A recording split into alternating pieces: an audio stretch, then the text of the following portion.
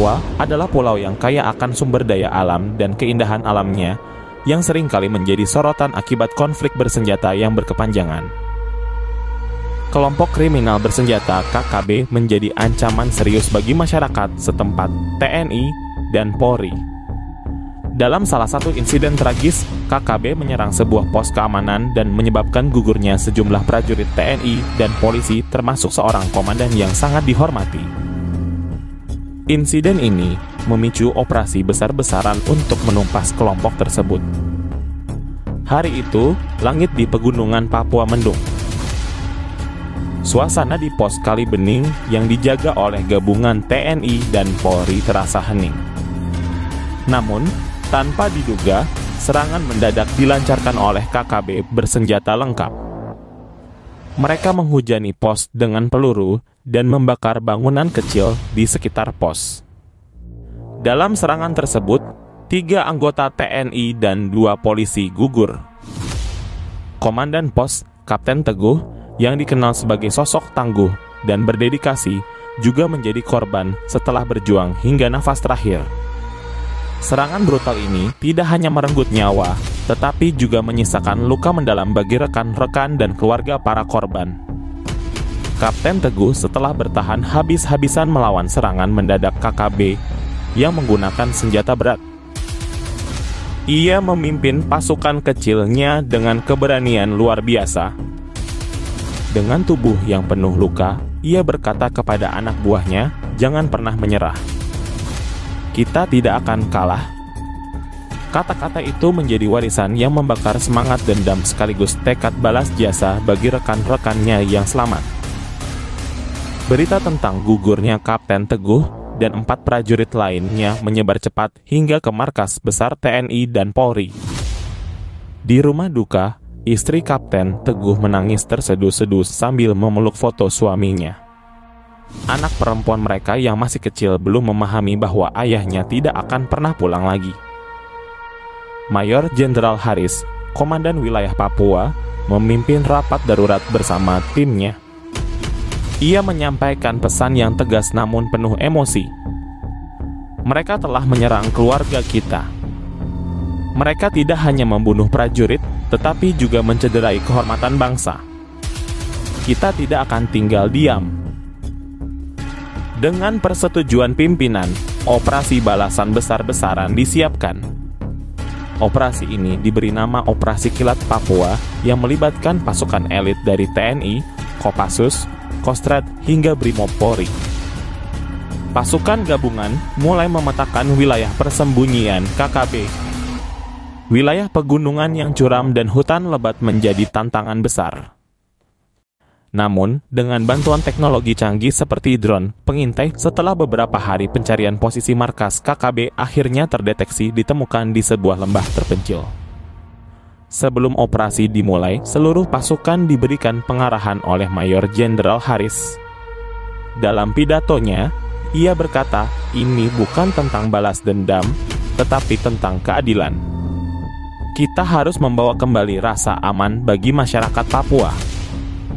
Siapkan hati kalian, karena ini mungkin akan menjadi pertempuran terberat dalam hidup kita."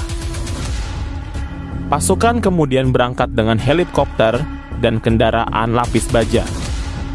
Di tengah perjalanan, mereka disambut hujan deras yang menambah berat perjuangan mereka. Namun, tidak ada yang mundur. Semua memahami bahwa ini adalah misi hidup dan mati. Saat fajar menyingsing, pasukan TNI Polri mengepung markas KKB. Suasana mencekam menyelimuti area itu. Di bawah perlindungan kabut pagi, pasukan menyusup mendekati sasaran. Komando serangan dimulai dengan 1 tembakan sinyal. Tembakan senjata otomatis langsung menggema di seluruh lembah. KKB yang tidak menduga serangan mendadak itu berusaha melawan. Pertempuran sengit berlangsung selama berjam-jam. TNI Polri menggunakan taktik pengepungan untuk memutus jalur pelarian KKB. Dalam salah satu momen yang paling menegangkan ketika seorang anggota KKB mencoba melarikan diri dengan membawa seorang anak kecil sebagai tameng. Sersan Joko seorang anggota Kopassus tanpa ragu berlari menerobos hujan peluru untuk menyelamatkan anak tersebut.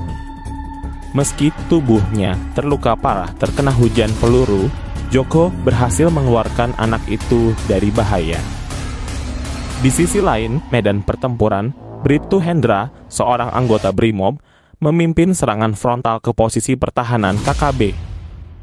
Ia berhasil melumpuhkan seorang komandan KKB yang dikenal licik dan kejam.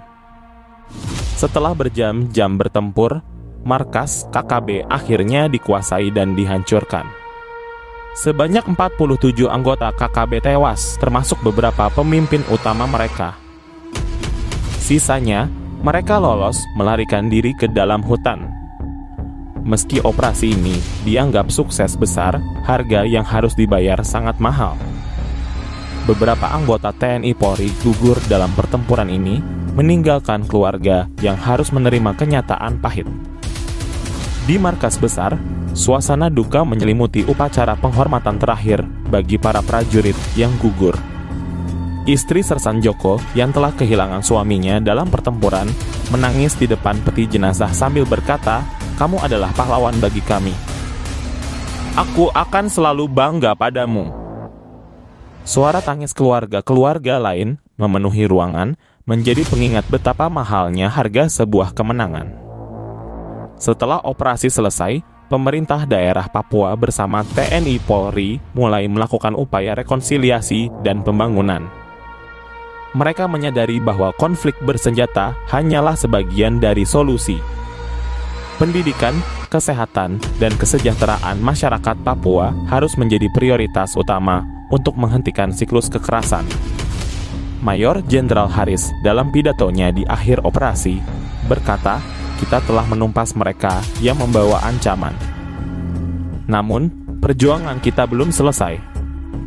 Perdamaian tidak hanya membutuhkan senjata, tetapi juga kasih dan pengertian. Papua adalah rumah kita dan kita akan berjuang untuk menjadikannya tempat yang damai untuk semua." Cerita ini berakhir dengan harapan bahwa pengorbanan para pahlawan tidak akan sia-sia. Papua dengan segala tantangannya masih memiliki peluang untuk menemukan kedamaian sejati. "Kami berjuang bukan untuk membalas dendam, tetapi untuk masa depan yang lebih baik," kata seorang prajurit yang selamat dari operasi tersebut. Cerita ini adalah perpaduan sempurna antara aksi militer yang mendebarkan dan drama kemanusiaan yang menyayat hati. Konflik, kehilangan, dan harapan terjalin dengan begitu mendalam, menggambarkan betapa kompleksnya perjuangan untuk mempertahankan kedaulatan dan kemanusiaan. Meskipun operasi utama berhasil menewaskan 127 anggota KKB, ancaman belum sepenuhnya berakhir. Beberapa anggota KKB yang berhasil melarikan diri ke dalam hutan masih menjadi ancaman laten. Mereka membawa sisa senjata dan berencana menyusun kembali kekuatan mereka. Pasukan TNI Polri tidak tinggal diam. Operasi lanjutan pun dikerahkan untuk memburu sisa-sisa kelompok ini. Pasukan gabungan menggunakan strategi infiltrasi hutan dengan bantuan penduduk setempat yang bersedia memberikan informasi. Di tengah pemburuan, muncul cerita tentang seorang anggota KKB muda bernama Yosua yang masih berusia 19 tahun. Yosua sebenarnya adalah seorang anak desa yang dipaksa bergabung dengan KKB setelah keluarganya diancam. Ia menjadi simbol dari mereka yang terjebak dalam konflik ini. Saat pasukan melakukan penyisiran di hutan, mereka menemukan Yosua yang terluka parah di sebuah gubuk kecil. Ia ditinggalkan oleh kelompoknya setelah terkena ranjau yang dipasang oleh mereka sendiri. Dalam kondisi sekarat, Yosua memohon agar tidak dibunuh. Letnan Aditya, pemimpin tim patroli, memutuskan untuk membawa Yosua ke pos terdekat meskipun ada keberatan dari beberapa anggota. "Dia hanya anak kecil yang tidak punya pilihan," kata Aditya dengan suara penuh empati. Di pos, Yosua dirawat oleh tim medis TNI Polri. Dalam kondisinya yang melemah, ia mulai bercerita tentang bagaimana ia dipaksa bergabung dengan KKB. "Saya hanya ingin pulang ke ibu saya," katanya dengan air mata yang mengalir deras. Cerita Yosua membuka mata para prajurit tentang kompleksitas konflik di Papua. Tidak semua anggota KKB adalah penjahat. Banyak dari mereka adalah korban keadaan dipaksa bertarung dalam perang yang tidak mereka pahami.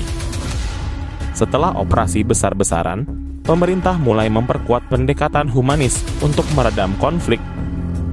Program-program rehabilitasi bagi mantan anggota KKB digencarkan. Yosua menjadi salah satu peserta pertama di program ini. Letnan Aditya sendiri menjadi pembimbing bagi Yosua, memastikan bahwa anak itu mendapatkan pendidikan dan dukungan yang diperlukan untuk memulai hidup baru.